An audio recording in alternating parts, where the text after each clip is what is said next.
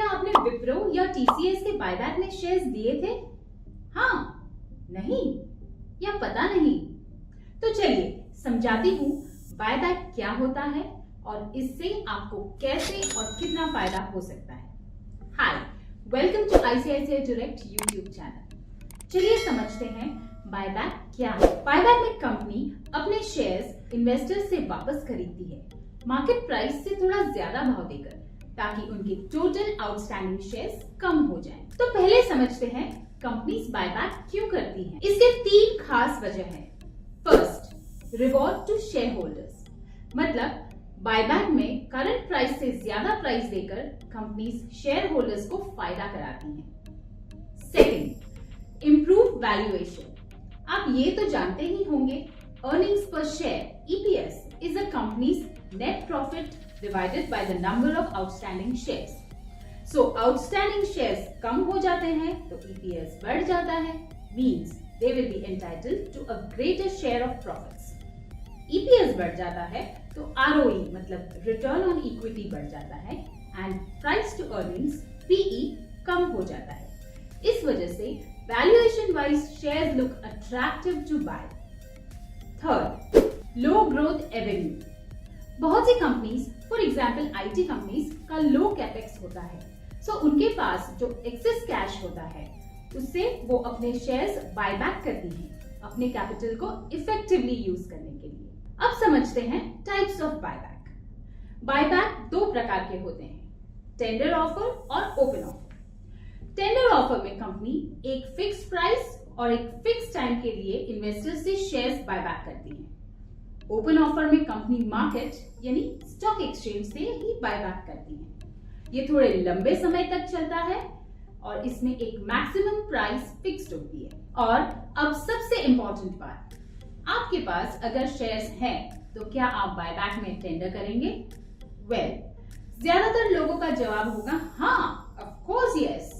अभी तो आपने बताया कि इससे ईपीएस बढ़ता है, आरओई बढ़ता है और प्राइस भी ज्यादा मिलता है।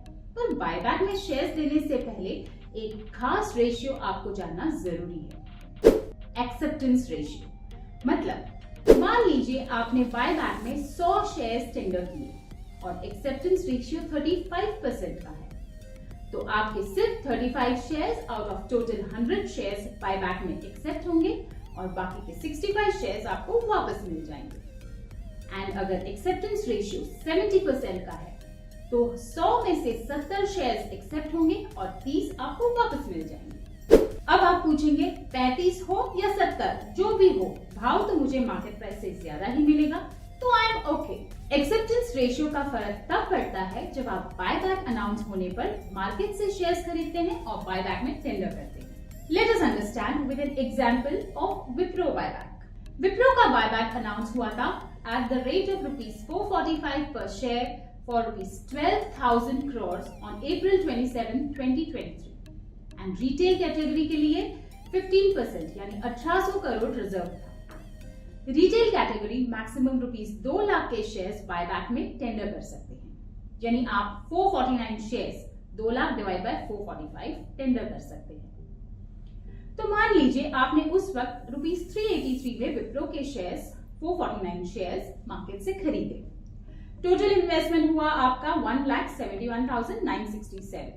अगर एक्सेप्टेंस रेशियो 60% का है तो 449 into 60% सिर्फ 269 शेयर्स एक्सेप्ट होंगे, बाकी के 180 शेयर्स आपको वापस मिल जाएंगे।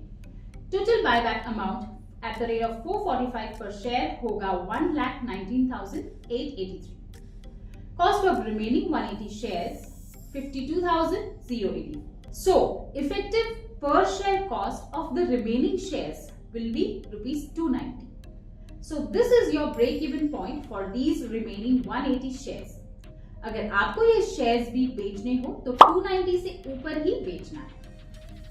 अगर एक्सेप्टेंस रेशियो 35% का है तो 449 into 35% सिर्फ 157 शेयर्स एक्सेप्ट होंगे और बाकी के 292 शेयर्स आपको वापस मिल जाएंगे। इफेक्टिव पर शेयर कॉस्ट या break even point of these remaining shares will be ₹350। इस कैलकुलेशन का link I am sharing it in the description. अगर आपको कोई क्वेरी है तो please let us know in the comments below. So hope आपको ये क्लियर हो गया होगा कि बायबैक में शेयर्स टेंडर करने से फायदा होगा और कितना फायदा होगा। अगर आपको ये वीडियो अच्छा लगा तो प्लीज इसे लाइक कीजिए and share it with your friends जिनको बायबैक के बारे में जानकारी चाहिए। For more such informative videos, please subscribe to our YouTube channel. Thank you. Investments in securities market are subject to market risks. Read all related documents carefully before investing.